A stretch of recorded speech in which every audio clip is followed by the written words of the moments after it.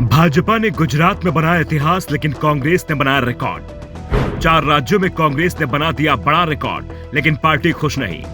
क्यों? रिकॉर्ड बनाने के बाद भी पार्टी के अंदर उठ रहे हैं सवाल। गुजरात में बीजेपी को रिकॉर्ड जीत मिली तो हिमाचल प्रदेश में कांग्रेस को सत्ता मिल गई। 2.5 दशक से इन राज्यों में रिवाज सा चला आ रहा है।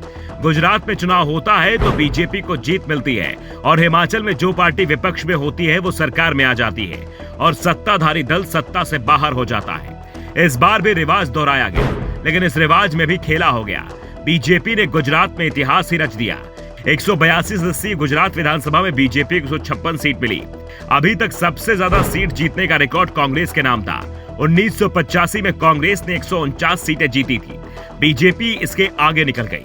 बीजेपी ने इतिहास रचा जिसका जश्न पार्टी लंबे समय तक मनाएगी और इसे आगे के चुनाव में भुनाएगी भी। लेकिन कांग्रेस ने इस बार के चुनाव में नया रिकॉर्ड बना दिया है और एक रिकॉर्ड एक राज्य में नहीं बनाया बल्कि 4 राज्यों में बना दिया है। और इस रिकॉर्ड को बनाने पर पार्टी जश्न नहीं मना रही, क्योंकि ये पार्टी की चिंता बढ़ाने वाला रिकॉर्ड है। पार्टी भले ही अभी हिमाचल में जीत का जश्न मना रही हो, लेकिन गुजरात की हार ने उसकी चिंता बढ़ा दी है।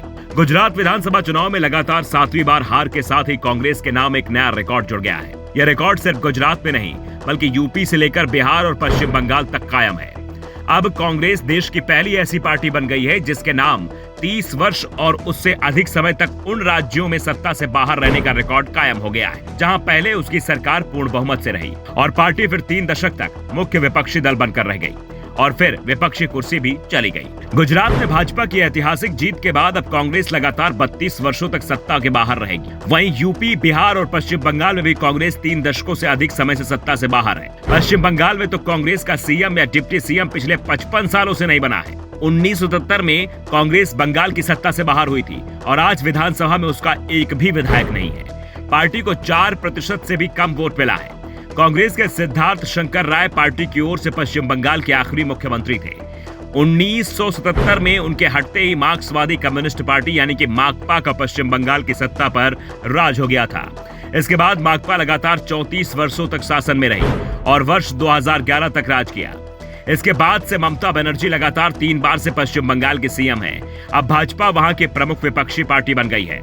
यूपी में भी 1989 तक कांग्रेस का शासन रहा। नारायण दत्त तिवारी यूपी में कांग्रेस के आखिरी सीएम रहे। दिसंबर 1989 में मुलायम सिंह यादव यूपी के पहले गैर कांग्रेसी मुख्यमंत्री बने। इसके बाद यहां की सत्ता में कभी सपा तो कभी बसपा और भाजपा की गठबंधन की सरकार आती रही। 2017 से लगातार भाजपा का शासन है। योगी आदित्यनाथ रिकॉर्ड सीटों के साथ दूसरी बार यूपी के सीएम बने हैं। यूपी की सत्ता से भी कांग्रेस 33 वर्षों से बाहर है। इस समय कांग्रेस के पास विधानसभा में 2 और विधान परिषद में 1 भी सीट नहीं है।